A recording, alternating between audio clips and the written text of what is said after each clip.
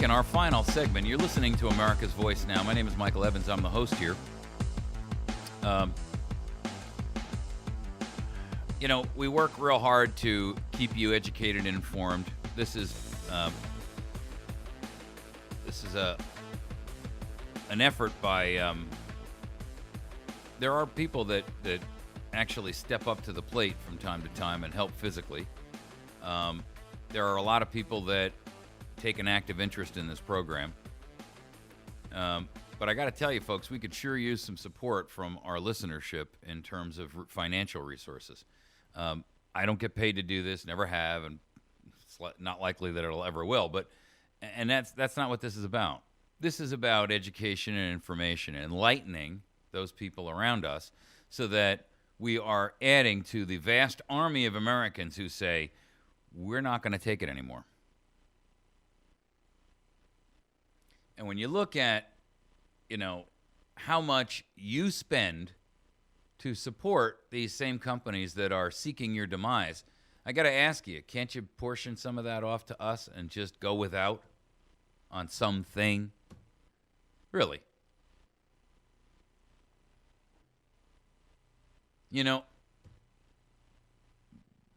Whatever it is in your life that you spend money on that you classify as disposable income, you could share some of that with AVN because we're so underfunded. I pay the difference out of my pocket every month, which is stunning. There are some folks, and I'm certainly not denigrating from these people who do. We've got folks that have allied on our website where they make a pledge of $10 or $20 a month. And there have been some folks who stepped up in a larger way and said, here's some support that you need. And I don't want to take anything from those folks. But I got to tell you, for all the thousands of people that hear these different messages, where are you? I'm not your preacher in church asking you to donate into the kitty so that we can, fund a lavish lifestyle or something. Really. I mean, our costs exceed the donations that we receive every month by orders of magnitude. I'm just saying. In this segment, we're going to talk about inflation and how it's really 11%. But the federal government is using Common Core math to justify calling it 3 or 4%. It's all a lie. And it's a lie because, well, quite frankly, you keep falling for it. You see, if we were to use the same calculations that we used in the 1980s, when inflation was actually 20%, well, it wasn't quite 20, but interest rates were 20%. The inflation rate was much, much higher than it is today. But they used the ability to, or they used an equation that they've changed the basic format of to calculate it.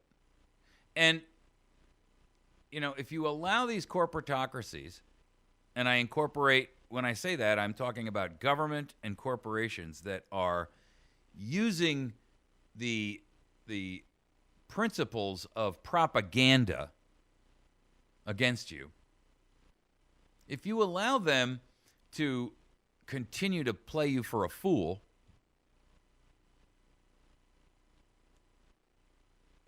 at some point, I got to tell you, I sometimes wonder if, America really cares, or is it just a small? I gave you that statistic earlier in one of the earlier programs about the new 37% of voters fear the federal government. 47% don't, and 17% are unsure.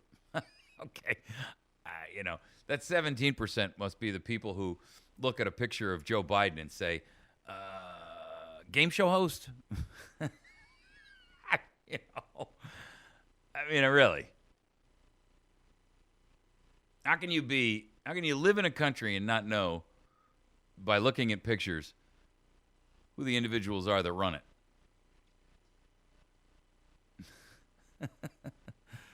They can't tell you how many people are in the Senate. They can't tell you, it's just incredible. They're asleep. But they're also asleep because they want to consistently and continue to believe what they're being told by these corpritocracies that are influencing everything that you see and hear and read. It's the ministry of propaganda. If food and fuel were added back into the equation, as they were in the 1980s, then we would be at 11% annually since Barack Obama has taken office. That means that since 2009, we've seen a 55%.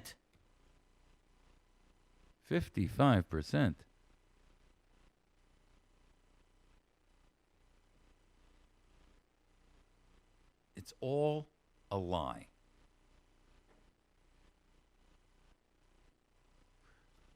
You have to realize that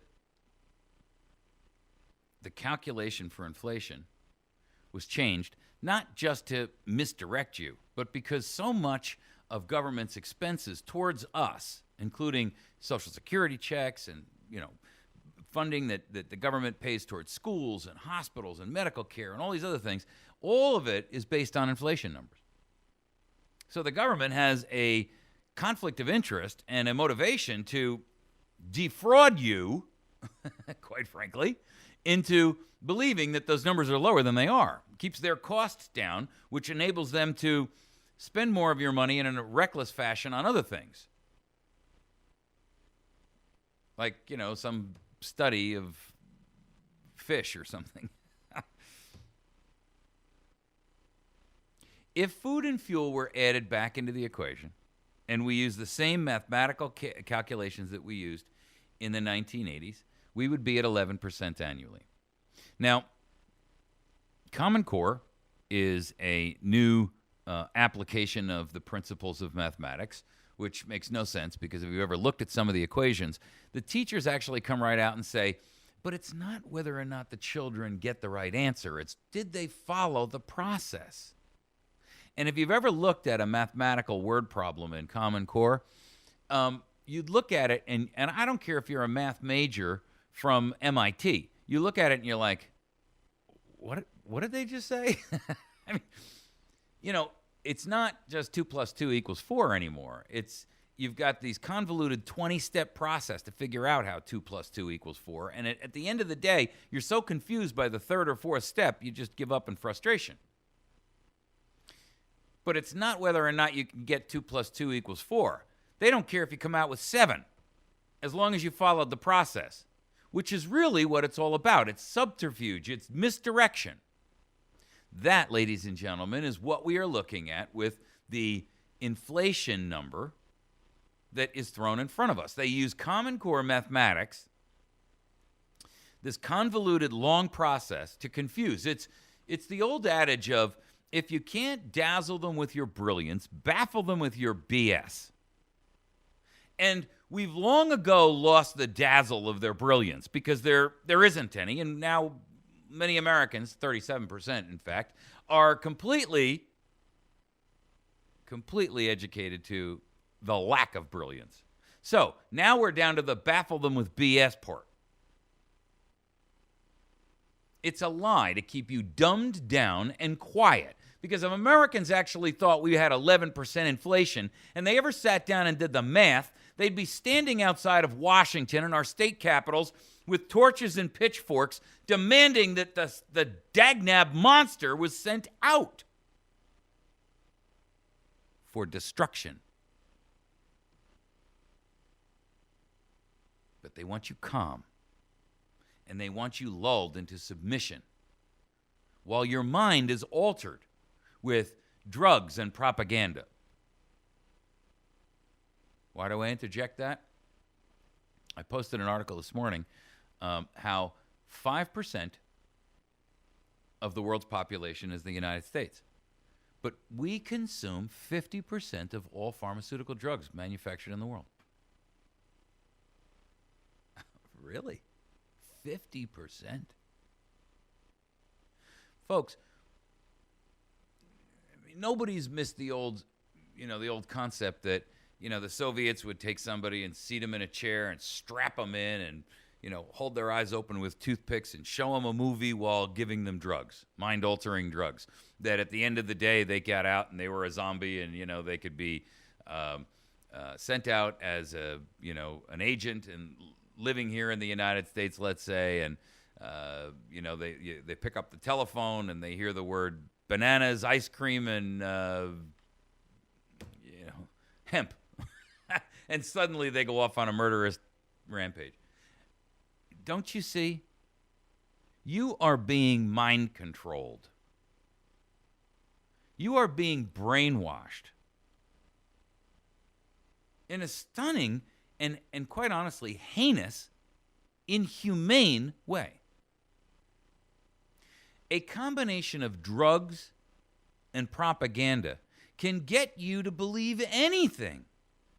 Even the most stalwart person cannot fight against that inevitably forever.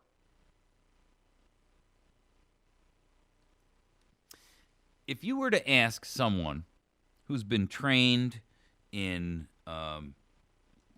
in escape and evasion, and ask them about whether they would be able to hold out against elongated torture, they would tell you, heck no, no one can.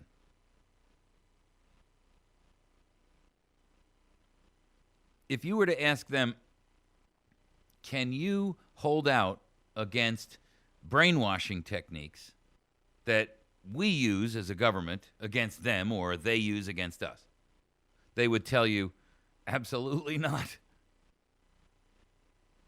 And they're trained and skilled and given the tools to at least put up a defense. You, on the other hand, have none of those tools. You have none of that training. And you are in the perfect position to be used, frankly. You are drugged up by a medical system that is enriching itself and enriching the drug companies that are producing. Have you noticed that stuff that is for like a liver problem advertised on TV has all of the warnings of an antidepressant? Have you noticed the gamut of antidepressants out there? Have you noticed that every antidepressant carries a warning of suicidal ideations? Have you noticed that everyone who's committed a mass murderous crime was on a cocktail of those?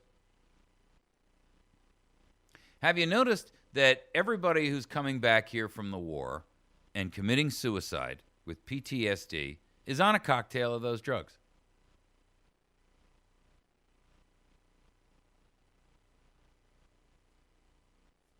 If you don't think it matters, you're fooling yourself. You are being drugged into submission. And you are being mind altered, and your mind is being controlled by a combination of drugs and propaganda.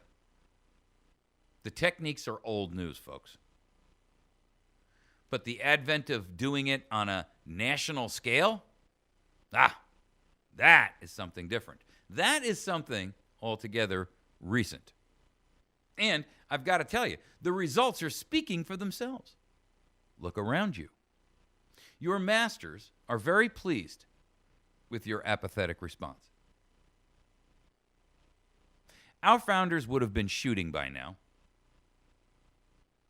I saw a kind of a unique meme that was out there where Barack Obama was saying that, if I had a son, he had to look like Trayvon Martin, et cetera, et cetera. And I saw one that showed a picture of Thomas Jefferson, and he said, if I had a son, he'd be shooting by now. And he would have.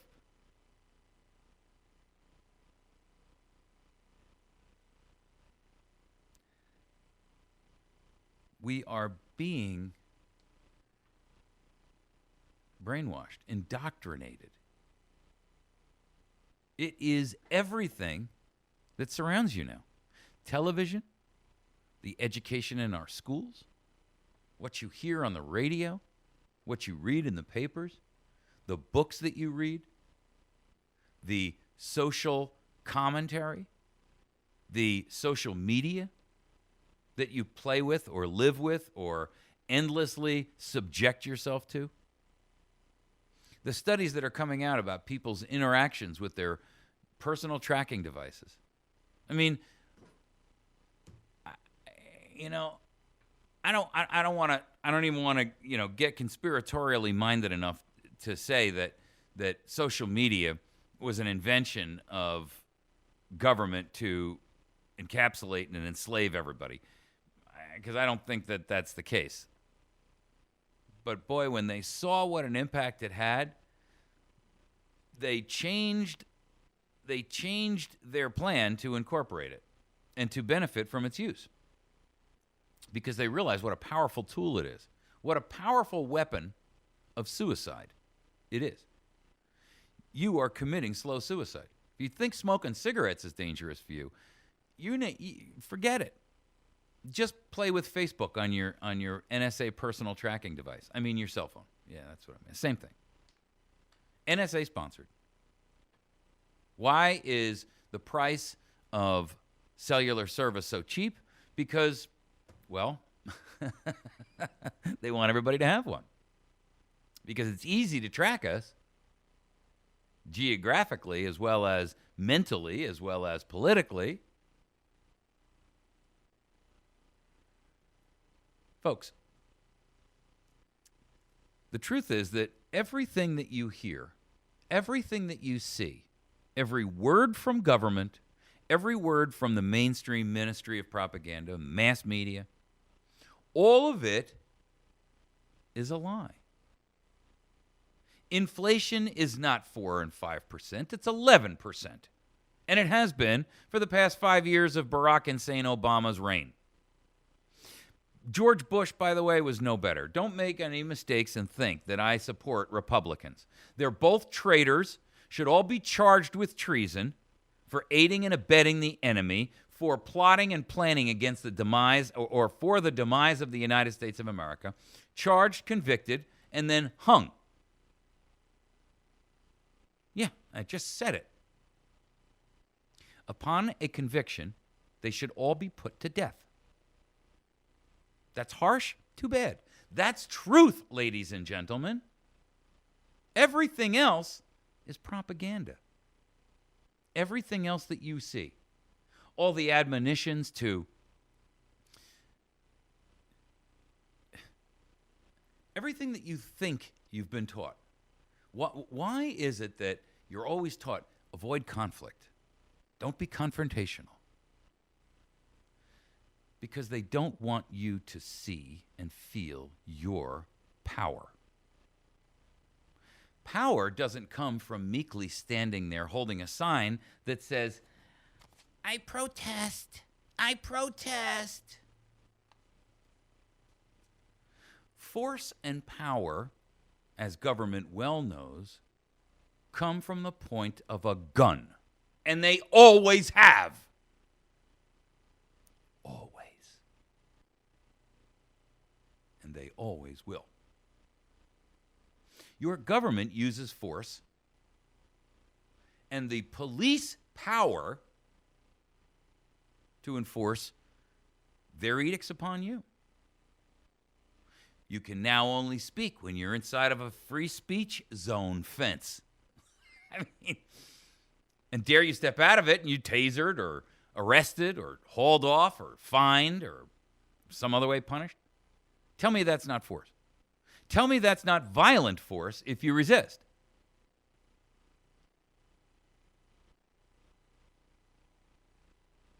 We've gone over the cliff. That's the truth. The only thing left for us to do now is determine whether or not we're going to land on top or land on the bottom. We have, for all intents and purposes, allowed our nation to be taken from us and stripped of any semblance of the Republican form of government that we've been guaranteed by our Constitution and gifted by nature and God. We don't need to be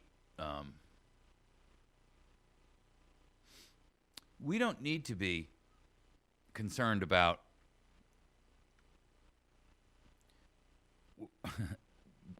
from where did those rights come. I think people get too caught up in trying to analyze it. I don't think it matters. The fact of the matter is that all humans have them. We all have the inherent right to self-defense. And that means self-defense of us individually and collectively as a group. And when our group of the governed is threatened by the government that we elected originally as the consent of the governed, we're done.